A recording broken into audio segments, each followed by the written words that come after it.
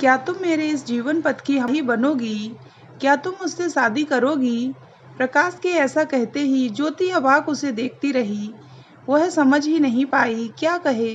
उसने कभी सोचा नहीं था कि प्रकाश के मन में उसके लिए ऐसी कोई भावना होगी।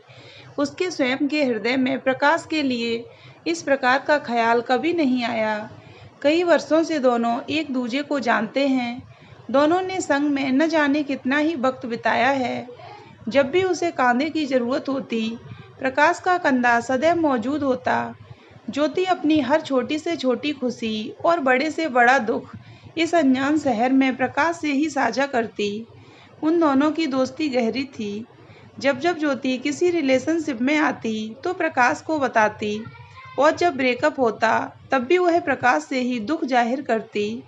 उसका यह पहला ब्रेकअप नहीं था, लेकिन दिल तो इस बार भी टूटा था। हाँ, दर्द जरूर थोड़ा कम था।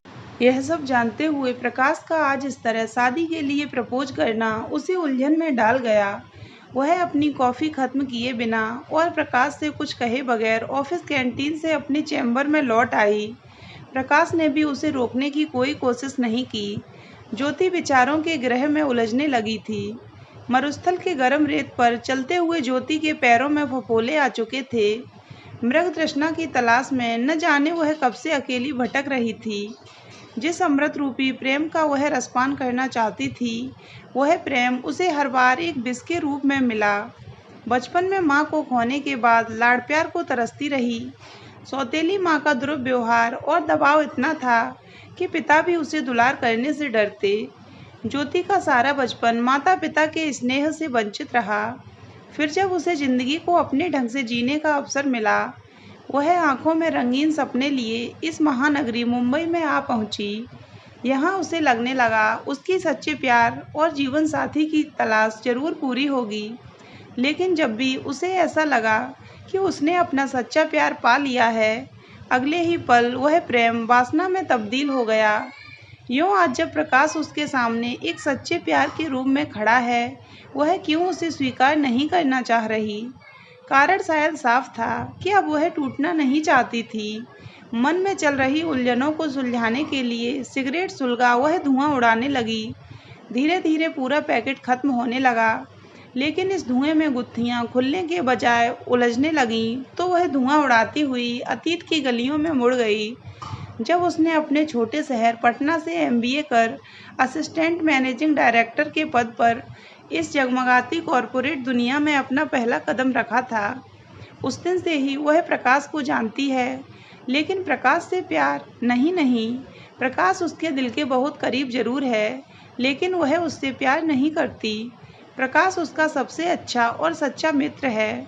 उसका पहला प्यार तो पीयूष है, जिसे वह दिल की गहराइयों से चाहती थी, और वह भी तो उसका दीवाना था। पीयूष के प्यार में वह इस कदर पागल थी कि दुनिया की परवाह करना छोड़ चुकी थी।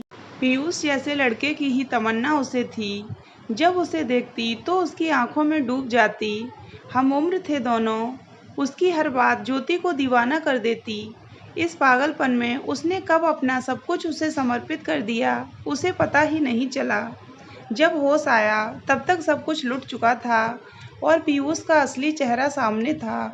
पीयूष ने अपना पल्ला झाड़ते हुए कहा था, ज्योति, मैं तुमसे प्यार तो करता हूँ, लेकिन मैं अपने माता पिता के विरुद्ध जाकर तुम्हारा साथ नहीं निभा सकता। यह सुनते ही ज्योति के जीवन में सैलाब आ गया था। पीयूष उसका पहला प्यार था, जिसे वह अब खो चुकी थी। उस वक्त एक प्रकाश ही था जिसने उसे इस हलाहल में डूबने से बचाया था। यह सब सोच ज्योति को घुटन महसूस होने लगी। वह घबरा कर खुली हवा में सांस लेने टेरेस पर जा खड़ी हुई। रात गहरी और काली थी। इससे पहले उसे रात इतनी डरावनी कभी नहीं लगी। रोड पर इक्का दुक्का वाहनों की आवाजाही थी। दिन में कोलाहल से भरा यह शहर यामिनी की गोद में सो रहा था, लेकिन ज्योति के नैनों में नींद कहाँ। उसके मन में तो हलचल मची हुई थी। पीयूष से मिली बेवफाई के बाद उसने निश्चय कर लिया कि अब वह कभी किसी से प्यार नहीं करेगी, किसी पर विश्वास नहीं करेगी। अपने इन्हीं विचारों के साथ जब वह आगे बढ़ चली, तभी उसके दिल के किवाड़ पर आयुष नाम की दस्तक हुई। और एक बार फिर उसने अपने दिल का दरवाज़ा खुले मन से खोल दिया। लेकिन इस बार वह पूर्ण रूप से सतर्क थी। धीरे धीरे उसे लगने लगा कि आयुष का प्रेम जिस्मानी नहीं है, लेकिन यह भी भ्रम मात्र था। असल में आयुष का लक्ष्य भी उसके शरीर को ही पाना था। वह मौके की तलाश में था। ज्योति जब उसकी असलियत से रूबरू हुई तो दोनों के रास्ते जुदा हो गए और इस बार फिर दिल ज्योति का ही टूटा। हल्की हल्की ठंड लगने लगी, परंतु ज्योति टेरेस पर ही खड़ी रही। उसे याद है किस तरह आयुष से ब्रेकअप के बाद अवसाद ने उसे अपनी गिरफ्त में इस प्रकार जकड़ा था कि वह सिगरेट और शराब में अपने आप को डुबोने लगी। इस वजह से ऑफिस में उसका परफॉर्मेंस ग्राफ गिरने लगा। उस वक्त भी प्रकाश ही था जिसने उसे इस परिस्थिति से उबारा। तब उसके मन में प्रकाश के लिए सम्मान और बढ़ गया। साथ ही साथ मन के एक कोने में प्रेम का बीज भी अंकुरित होने लगा, जिसे वह दफना देना चाहती थी, क्योंकि वह प्रकाश को खोना नहीं चाहती और नहीं वह अपने आप को उसके काबिल समझती है। यही कारण है कि उसने अब तक प्रकाश से कुछ नहीं कहा। आयुष के बाद चिराग पतझड़ में बसंत की बहार बनकर आया, जो उसकी सारी सच्चाई जानते हुए उसे अपनाना चाहता था। लेकिन उसने इस प्रस्ताव को अस्वीकार कर दिया, क्योंकि चिराग की यह शर्त थी कि उसे अपने अतीत के साथ साथ प्रकाश को भी हमेशा के लिए भुला उसके संग चलना होगा। ज्योति किसी शर्त के साथ रिश्ते में नहीं बंधना चाहती थी, और फिर मोहब्बत में कैसी शर्त। वह प्रकाश को किसी भी हाल में खोने को तैयार नहीं थी। फिर आज जब प्रकाश सदा के लिए उसका हो जाना चाहता है, तो वह क्यों शादी के लिए हाँ नहीं कह पाई। बेशक प्रकाश देखने में साधारण था, लेकिन बोलने में ऐसी कशिश थी कि उसके आगे उसका रंग रूप मायने नहीं रखता था। तभी उसके कंधे पर किसी ने हाथ रखा।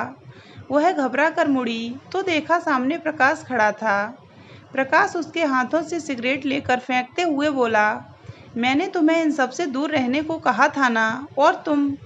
प्रकाश अभी अपनी बात पूरी भी नहीं कर पाया था कि ज्योति उससे लिपट कर फपक फपक कर रोने लगी।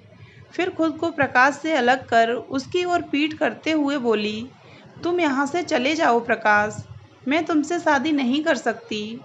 तुम्हारे मुझ पर पहले ही बहुत एहसान हैं, पर बस अब और नहीं। वैसे भी तुम जानते हो मैं तुम्हारे लायक नहीं हूँ।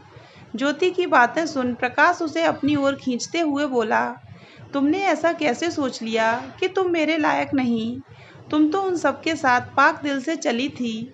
नापाक तो उनके इरादे थे जिन्होंने तुम्हें मलिन किया। शादी के लिए जब लड़के का वर्जिन होना अनिवार्य नहीं, तो लड़की का होना जरूरी कैसे हो सकता है। शादी के लिए जरूरी होता है अपने जीवन साथी के प्रति दिल से समर्पित होना, वफादार होना, जो तुम हो। प्रकाश के ऐसा कहते ही ज्योति प्रकाश की बाहों में सिमट गई। काली अंधेरी रात बीत चुकी थी। उषा की पहली सुनहरी किरणें दोनों पर पड़ने लगीं, जो नई सुबह का आगाज़ थी। तो दोस्तों, अगर आपको ये कहानी अच्छी लगी हो तो वीडियो को लाइक करें और हमारे चैनल को सब्सक्राइब अवश्य करें।